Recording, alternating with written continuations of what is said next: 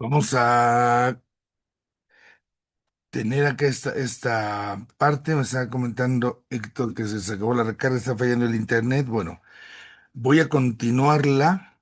Ya la puse para grabar, o si se va el internet, para que se quede ahí grabada y la puedan consultar. Les mando el link por si fuera como necesario. Entonces, bajo el modelo de Agustín, cuando Agustín toma al Hijo como el amado, lo que está haciéndose la revelación. Cuando Dios nos está participando, el conocimiento que tiene de sí y nos lo concede, entonces el Hijo tiene que descubrirse como ese amado, el hombre, perdón. Y es entonces donde también el hombre por eso se descubre como hijo. Y es entonces propio del amado, es propio del Hijo el que se suscite en él la fe. Pero ya no hablo de la fe que es el contenido de la revelación meramente, sino de la fe que se me está concediendo, de la fe que se me está generando y que entonces pudiésemos atrevernos a decir, la fe es lo propio del Hijo nosotros, y podemos todavía acomodarle en el Hijo, porque es en el Hijo donde el Padre se nos revela como tal. Ahí es entonces como la fe es para nosotros la actitud propia de un hijo. En la lectura, si contemplamos un poco el texto que teníamos el fin de semana, el domingo, viene una cosa muy absurda. Señor, aumentanos la fe, claro. Si tengas fe como una semilla de mostaza tan pequeña, ojo, ¿serías capaz de decirle a un árbol frondoso, arráncate de raíz, plántate en el mar? Ah, caray, ¿cómo se hace? Qué difícil, por no decir literalmente, por no decir literalmente imposible es arrancar un árbol de raíz. Es un signo muy fuerte. ¿Por qué? Porque está hablando de cómo a veces nos estamos enraizando en un terreno, en una tierra de la cual estamos hechos, podemos decir, y que no estamos siendo capaces de dinamizar en la vida. Que estoy quedándome solamente en mi propia humanidad. De ese polvo soy, sí, a ese polvo volveré, sí, pero no puedo quedarme enraizado en esa tierra. Tengo que ser capaz, aun cuando tenga yo esta carga, de liberarme. Y esa liberación es en orden a que me plante lo más terriblemente ilógico en el mar. ¿Cómo se planta un árbol en el mar? ¿Cómo se planta una planta en el mar, hombre? Esto no cuadra. El mar no ofrece esa estabilidad, podemos decir, que ofrece la tierra. No está ofreciendo el obsequio de tener una certeza, no. Y es entonces donde podemos decir nos arrojamos al océano de la misericordia de Dios. Una misericordia que se experimenta como la experimenta un niño cuando está en los brazos de su padre y de su madre. Tú ves a un niño que está ahí acuchanadito, cobijadito con el papá, con la mamá, en una serenidad maravillosa, pero que también es ese mar, es ese padre, esa madre, que cuando se ponen con vientos huracanados, ay Dios, dan unas sacudidas, bendito sea Dios que sacuden. Y a veces así es necesaria una sacudidilla para que se nos quiten cosas que no deben andar por ahí. Así es la vida. Entonces, la vida con Dios, en Dios, es para nosotros justamente esto, ¿no? La vida con Dios es justamente esta parte en la que nosotros estamos poniendo, podemos decirlo de esta forma, de esta manera, nuestro todo fuera de estas raíces, en donde quizás no haya raíces. Esa es la fe.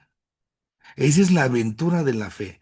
No a lo ciego, no a lo tarugo, porque la fe parte de la razonabilidad, del pensar, parte del saberme experiencialmente hijo. Y porque me descubro hijo, es entonces donde actúo como hijo. A veces con miedo, A veces, Padre, si es posible, aparta de mí esos chingadazos, pero que no se haga lo que yo digo, sino que se haga lo tuyo. Claro, pero también esa serenidad hermosa de decirle a Dios, Padre, Abba, Padre nuestro. Esa parte es entonces la que aquí se nos está mostrando, ¿no? La teología está justamente bajo esta lógica aristotélica, siendo subalterna por eso. En la forma de conocer, nosotros podemos decir, tenemos así a la fe. Es este sujeto que nosotros tenemos y que recibimos desde la ciencia de Dios. Ahora, con toda esta parte, nosotros nos damos cuenta que hay una hermosísima participación justamente del conocimiento, que Dios, esto es hermosísimo, lo que Dios conoce de sí mismo, esto es lo que nos regala, hombre, eso es lo que nos da.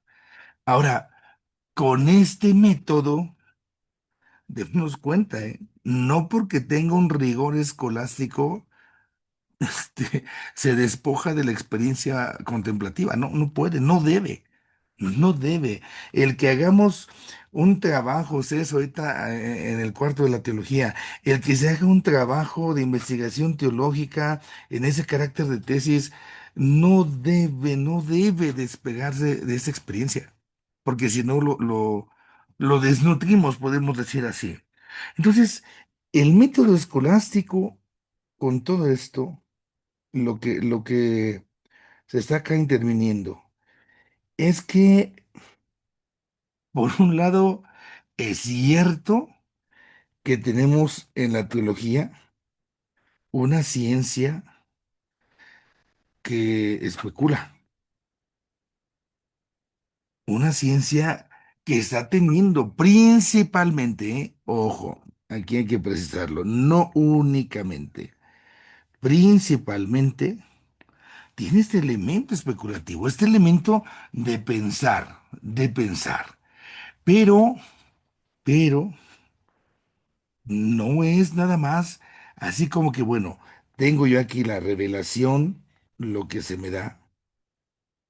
Y esta revelación, por supuesto, merece un estudio. Por supuesto, se va a sistematizar su contenido, se va a organizar para que entonces, al organizar el contenido, nosotros tengamos ya una serie de argumentos, gracias a la lógica de Aristóteles, que justamente nos permitan, con una especie de método demostrativo, el poder ofrecer la razón de nuestra fe. Al decir que hay un método demostrativo, es porque se están haciendo una serie de deducciones. Yo tengo los principios de la revelación, mis puntos de partida. Ujú. Estos puntos de partida que son dados, ya lo decíamos hace rato, a estos se le está aplicando esta lógica, esta dialéctica. Y a partir de esta lógica, esta dialéctica que se les aplica, entonces es donde nosotros podemos decir que vamos a tener ya nuestro contenido organizado, sistematizado, y aquí es donde va a ir surgiendo ya nuestra ciencia teológica. Esta parte, entonces, no es una mera elucubración humana, no es un fruto meramente de nuestra razón, sino que está partiendo de la experiencia de la revelación. Y es aquí donde entonces, bajo este método demostrativo, va a permitirse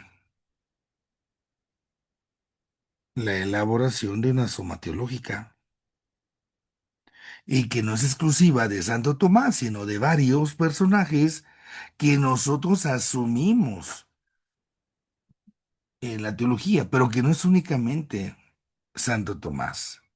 Tenemos así también en su momento irán surgiendo bajo esta misma lógica los famosos lugares teológicos con el Chorcano, que nos van a permitir justamente tener un equilibrio en donde, ojo, no se extravíe uno en lo meramente especulativo. El equilibrio tiene que tenerse entre la parte de la espiritualidad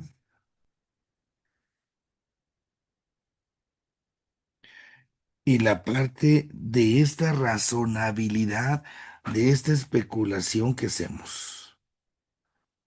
No olvidemos, lo reitero, no porque estoy acá especulando, estoy inventando, no, no, porque hay un punto de partida, porque estoy teniendo entonces algo que me está dejando en la vía correcta, ¿no? En la vía correcta. Ahora, en esta realidad, también en este periodo, así como está habiendo este desarrollo, está también San Buenaventura. San Buenaventura está también justamente echando mano del agustinismo.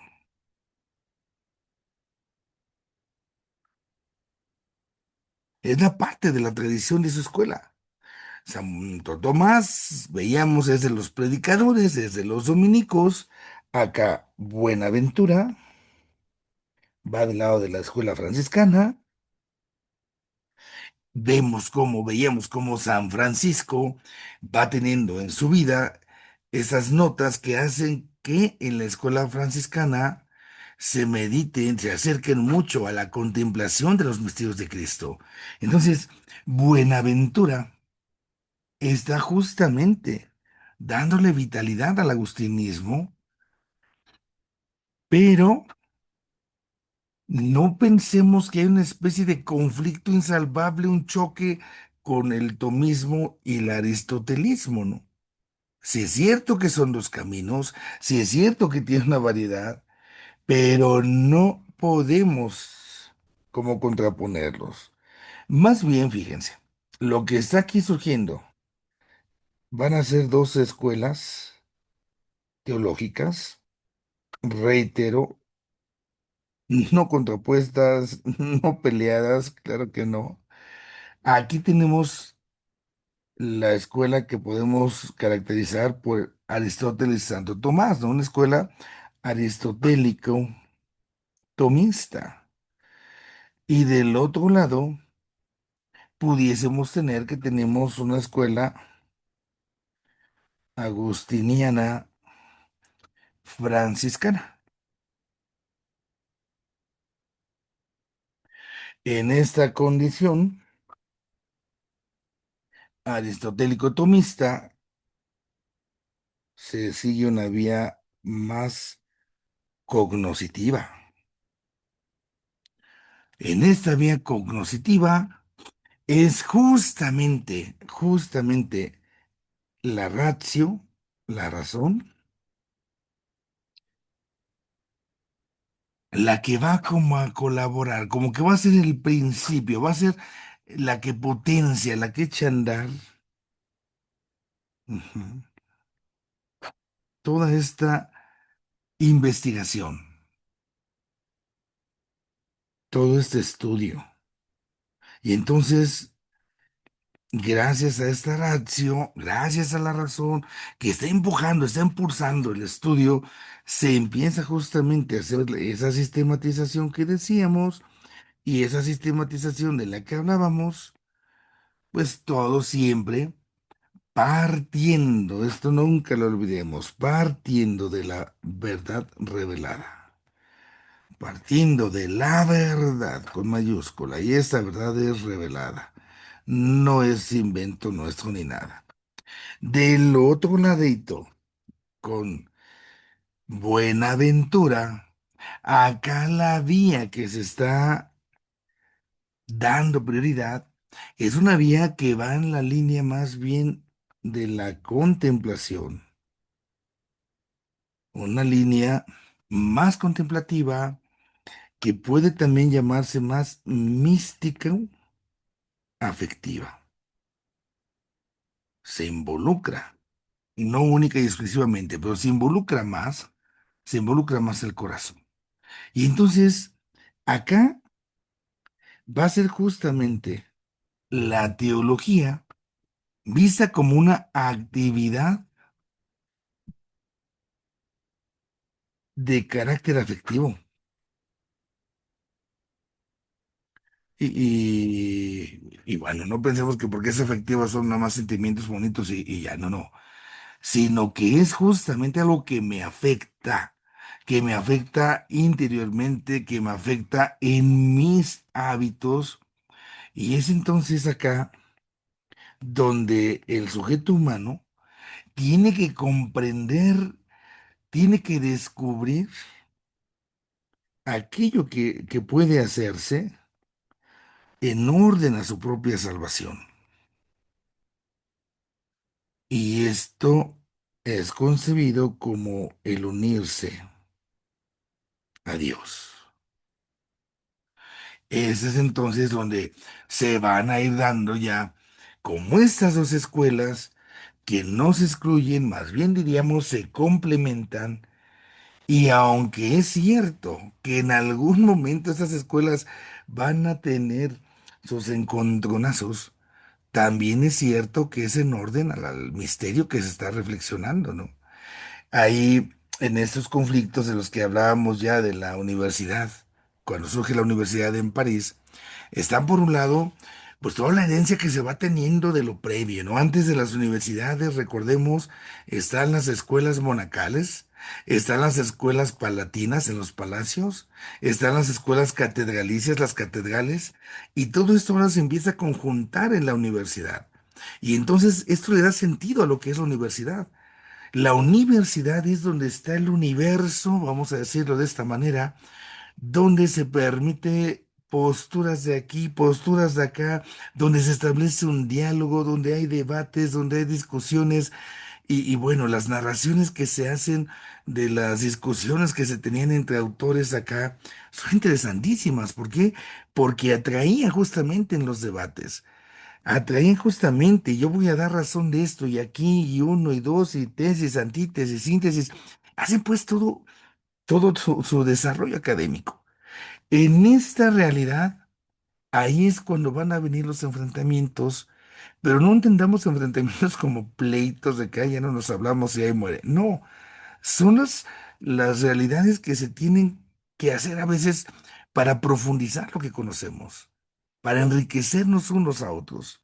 Allá en algún momento, incluso en la Universidad de París, al mismísimo Santo Tomás de Aquino se le acusa de que ha cometido por ahí, pues algunas, pues herejías, errores, y vienen ahí, pues uno sí a favor de estos, uno en contra de estos. Esto empieza a involucrar a veces, bueno, a los mismos obispos, y bueno, hay una serie de personajes que se van a ir involucrando y que caray, ya les digo, es necesario porque es donde se tiene que ir profundizando el conocimiento. Acá, con Buenaventura, franciscano, el continuador de esto va a ser Juan Duns Escoto. Hay una película que les podría yo recomendar que vieran de Escoto en torno a la Mariología, de cómo va haciendo él este dogma. Bueno, ahí sale un pedacito del dogma de la Inmaculada Concepción. Entonces, es justamente al final lo que se va viendo. ¿Cuál es el conflicto, no? ¿Cuál es así como que muchas veces, si quisiéramos como sintetizar, por qué nos estamos dando los agarrones? Por los modos, ¿sí? Por los modos de acercarse, de conocer, ujú, la verdad, de conocer a Dios. Porque por un lado está justamente una especie de crítica a este conocimiento que es racional. ¿Por qué? Pues porque se tiene miedo de que esto solamente sea un invento de acá de la cabeza. Y pues tenemos que descubrir que no. Una cosa es la razonabilidad de lo que se nos da, Una cosa es que sea racional, pero partiendo desde esto que es revelado, y la otra es que lo inventemos. En la claridad, en orden a la claridad del lenguaje teológico, bueno, personalmente yo diría, bueno, hablemos más de lo razonable que es la fe. Es algo que puedo razonar, me es dada y la puedo razonar, porque se corre el riesgo de que al decir que es algo racional, se piense que es un invento de mi mente. Sin embargo, no es que esté prohibido. Papa Benedicto, en algunos encuentros, él invitaba justamente, entendiendo bien lo que es racional, como es fruto de nuestra razón, sí, pero esto que produce la razón a partir de lo que también previamente se ha dado. Es pues ahí lo mismo. Pero sí es importante que nosotros tengamos ese cuidado, ¿no? Porque ahí es donde viene la crítica. Es que ustedes, los aristotélico-tomistas, pues están como queriendo hacer todo racionalmente, y entonces sí es cierto, hay conceptos, pero al tener esos conceptos ya cerrados, pues parece que incluso estamos encerrando a Dios. Son conceptos unívocos que entonces, bueno, ¿dónde queda la libertad de Dios? Son alegaderas, ¿no? Bueno, al final, esta parte, en algún momento determinado, también hay que decirlo, va a tener una consecuencia, es así, no agradable, ante estos momentos de discusión que les digo, pues, son naturales, son propios, pero acá es donde en algún momento también en la teología se va a ver la escuela, la vía nominalista. Y al caer en esta vía nominalista, la sabemos, la vía nominalista con Occam, Guillermo Occam, la vía nova también se llama. Entonces, aquí la parte es que se le estaría como quitando el carácter científico, ¿no? A la teología. Y esto es lo delicado. Cuando decimos científico, nosotros acá, por cómo vivimos, por dónde estamos, pensamos en ciencia y demostración experimental, positivismo. No, no, no, no. Ciencia, lo científico, es por la forma en la que uno conoce al Señor, en este caso, ¿no? En la teología. Decir entonces que quito el carácter científico, la teología, pues es despojarla, sabemos, de su esencia, de lo que es, pues entonces nada más estoy diciendo que conozco algo que ni existe, puro invento acá en la mente, ¿no? Entonces, ese es el problema ahí. ¿Cuáles son? Cerramos hoy con esto nuestra temática. ¿Cuáles son los principales géneros literarios que vamos a encontrar en este tiempo, en esta época? Los principales, no los únicos. Pues vamos a tener una serie de comentarios que se van a realizar a la Sagrada Escritura. Aquí está surgiendo ya en este avance, digamos, de la aplicación de la razón. Se comienzan a dejar de lado las famosas glosas. Las glosas, recordemos, son como esos comentarios que se iban haciendo a las citas bíblicas y que tienen su valor, por supuesto, pero dejan un poco de lado esto para dar espacio a lo que es la exégesis. Y que esto, por supuesto, exégesis bíblica, en este caso, pues enriquece mucho más. Enriquece mucho más porque ya hay un estudio más profundo, y hay un estudio, podemos decir, más reforzado. Claro, se está aplicando la parte justamente del método a la hora de estar acercándonos a la palabra de Dios. Ahí tenemos ese primer género. El segundo género literario es entonces una serie también de comentarios que se van a hacer a lo que hasta ese momento era pues el parteaguas, los libros de las sentencias. Esto del libro de las sentencias, recordemos, es de Pedro Lombardo. Entonces, pues también el esfuerzo que se había hecho, ya estamos hablando que ya van 1000 años de teología, 1000 años de revelación. Bueno, el esfuerzo que se había hecho aquí, pues es toda una herencia. Y entonces a los comentarios que se hacen a las sentencias, se tienen las sentencias y en las sentencias vamos a encontrar nosotros una serie de glosas, comentarios que se hacen acá, pero también se va sistematizando y que esta es la riqueza. Se van organizando, van como uniendo. Ya tengo yo ahí estas piececitas, pero ahora las vamos a unir. Se respeta la estructura que tiene, pero también es importante que se unan. Luego viene uno de los géneros más característicos de esta época, que es unas monografías, mono uno, sí, recordemos, monografías teológicas. Estas monografías teológicas son las que están estudiando un tema y que son conocidas como las cuestiones disputadas, ¿no? Las cuestiones que se están justamente alegando ahí en las universidades. En este afán, recordemos, reitero, no de estar peleando agarrándose del chongo, sino más bien de querer justamente ir penetrando el conocimiento, ¿no? Esas también se llaman Libeta, ¿sí? Acá, entonces, lo que se hacía, ¿cómo funcionaba aquí esta cosa? Bueno, estaba acá un maestro de teología y se planteaba justamente una tesis.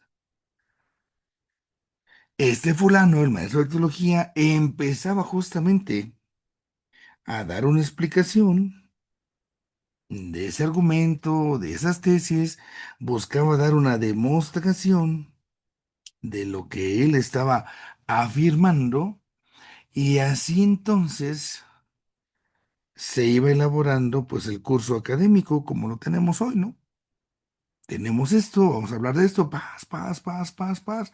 Y ahí es donde se veía, bueno, la capacidad que tenía el fulano. Y obviamente el género literario por excelencia son las sumas teológicas. Hace ratito les mencionaba, no solo de Tomás, ¿no?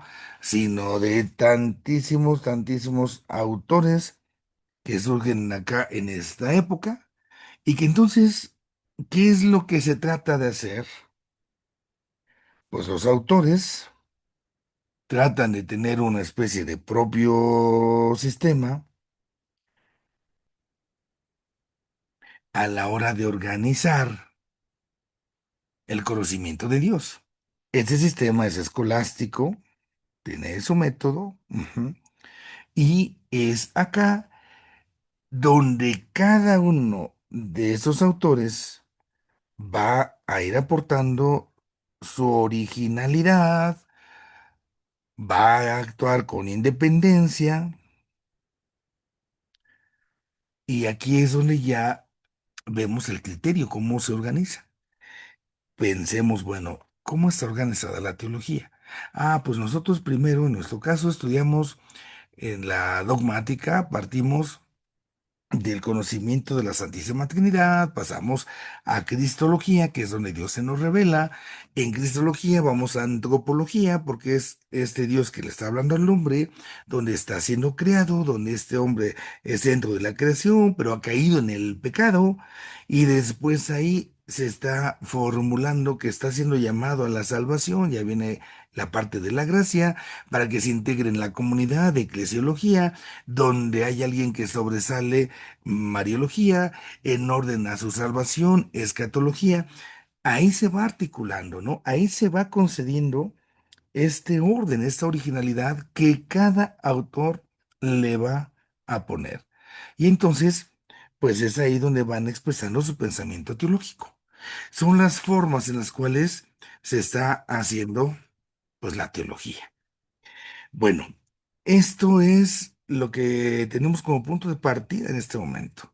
Aquí dejamos hoy y vamos a entrar ahora a los autores en lo que podamos abarcar algunos elementos de ellos, digo, y más en esta época tendremos a San Buenaventura de un lado y del otro lado a Santo Tomás, dos gigantes, bueno, pues lo que podamos, aunque sea un poquito de sus conocimientos, así de manera sistematizada, sintética, y que eso pues nos permita penetrar más acá el conocimiento.